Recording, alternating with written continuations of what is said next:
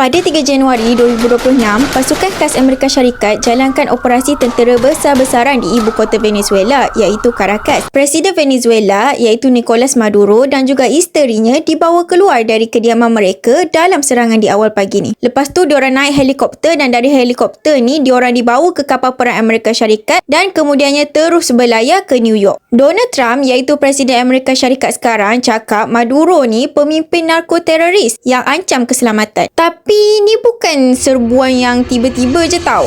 Sebab sebenarnya sejak Trump jadi presiden dulu-dulu lagi, Amerika Syarikat ni tak pernah iktiraf kemenangan Nicolas Maduro sebagai presiden di Venezuela. Donald Trump siap tawar 50 juta US dollar kot untuk siapa-siapa yang berjaya tangkap Maduro. Tapi kan pelik, kenapa Venezuela yang jadi sasaran? Sebab Venezuela ni dia ada simpanan minyak terbesar dunia. Yelah kan, mana-mana negara yang ada minyak ni selalunya kita akan sinonimkan dengan kekayaan dan juga kuasa ekonomi. Jadi, apa yang Donald Trump buat ni sebagai ancaman keselamatan ke atau sebab nak kawal minyak semata-mata?